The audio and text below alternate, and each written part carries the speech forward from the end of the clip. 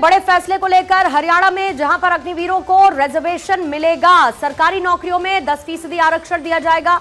Group C और group D की भर्तियों में यह रिजर्वेशन मिलेगा। सीएम नायब सिंह सैनी की तरफ से बड़ा ऐलान किया गया। अपना काम शुरू करने के लिए 5 लाख तक का लोन भी अग्निवीरों को मिलेगा।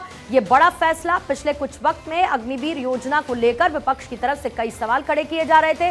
दूसरी तरफ चर्चा यह भी थी कि अग्निवीर योजना को रिव्यू किया जा सकता है और इसी योजना में कुछ रिजर्वेशंस थे जिसको लेकर लगातार सरकार में चर्चा चल रही थी।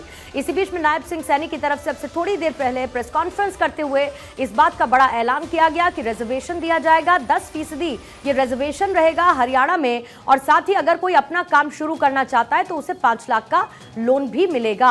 अग्निवीरों को आरक्षण मिलेगा। सरकारी नौकरियों में 10% इसकी सीमा रहेगी। 10% का रिजर्वेशन इनको मिलेगा, जिसमें उनका रिजर्वेशन एप्लीकेबल ग्रुप सी और ग्रुप डी की भर्तियों में रहेगा। और अब से थोड़ी ही देर पहले नायब सिंह सैनी की तरफ से ये ऐलान किया गया है। साथ ही अपना काम शुरू करने के लिए उनको कर्ज यानी कि लोन भी मिलेगा।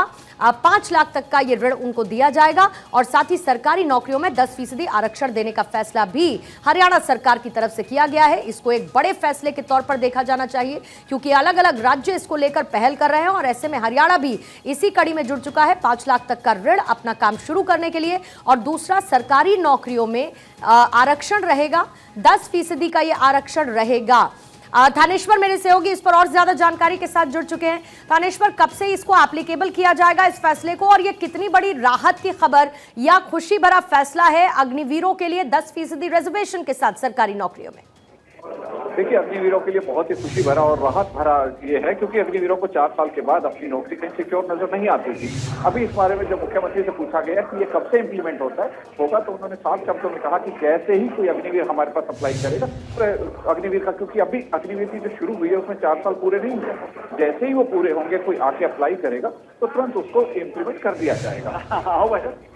जी, जरा और डिटेल इसके साथ साथ नायब सिंह सैनी की तरफ से क्या बताई गई? ग्रुप सी, ग्रुप डी और इसमें कुछ कंडीशंस भी रहेंगी क्या, या सीधे तौर पर 4 साल पूरे होने के बाद जैसे ही अग्निवीर अप्लाई करेगा उसको इसमें आरक्षण दे दिया जाएगा? और ये जो 5 लाख का ऋण देने की बात की गई है, इसको लेकर कैसे एप्लीकेशंस आएंगी?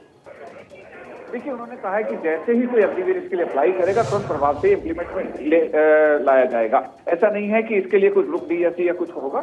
जैसे ही कोई इसके लिए अप्लाई करेगा तुरंत उसको ये सुविधा, सबका बेनिफिट दे दिया जाएगा।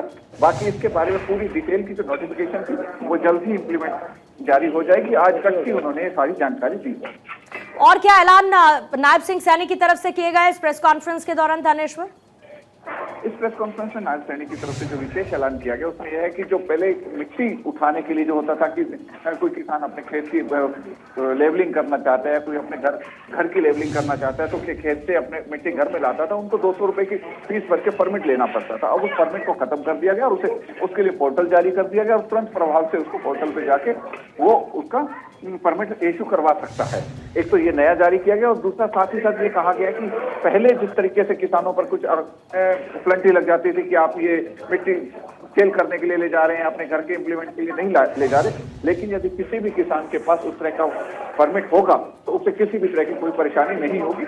आज ये खास तौर पर किसानों के लिए और जो मिट्टी उठान का काम करते हैं उनके लिए बहुत बड़ी राहत की ये सूचना आई है मुख्यमंत्री की तरफ से। अच्छा, राजनीति जो इस मामले को लेकर, अग्निवीरों को लेकर लगातार हो रही थी, उसको विराम देने के लिहाज से 10% आरक्षण का यह फैसला सरकार की तरफ से कितना बड़ा मास्टर स्ट्रोक आने वाले चुनावों के भी मद्देनजर रहेगा? थानेश्वर, देखिए, आने वाले चुनावों के लिए जो अग्निवीर का बहुत बड़ा मास्टर स्ट्रोक माना जा रहा है क्योंकि विपक्ष सीधा अग्निवीर योजना को लेकर प्रशासन सरकार को घेरने का प्रयास करता था, लेकिन आज जिस तरीके से मुख्यमंत्री ने सारा कुछ शुरू किया उससे सीधा मास्टर स्ट्रोक है। क्योंकि हरियाणा में विधानसभा चुनाव आने वाले हैं तो उस विधानसभा चुनाव में सीधा ये फायदा मिलने की पूरी संभावना नजर आ रही है। अगर मैं एक नंबर की बात करूं थानेश्वर, एक रफ आइडिया, क्योंकि हरियाणा में एक बड़ी पॉपुलेशन है जो सेना में भर्ती होती है और अग्निवीर योजना उनके लिए एक ऐसी योजना थी जिससे वो सीधे सेना के साथ जुड़ पाएंगे। एक बड़ा वर्ग है, वो कितना परसेंटेज है जिसको सीधे ये फैसला रिजर्वेशन का इंपैक्ट करेगा, क्योंकि वो एक वोटर भी है हरियाणा में? क्योंकि अगर मैं कहूं कि हरियाणा में हर 10वां व्यक्ति, हर सेना में हर 10वां व्यक्ति हरियाणा का है, तो कोई अतिशक्ति नहीं होगी। तो चूंकि हरियाणा के लोग सेना में जाना अपना फक्र समझते हैं, तो हरियाणा के लोगों का इसको बहुत ज्यादा बेनिफिट होने की संभावना है।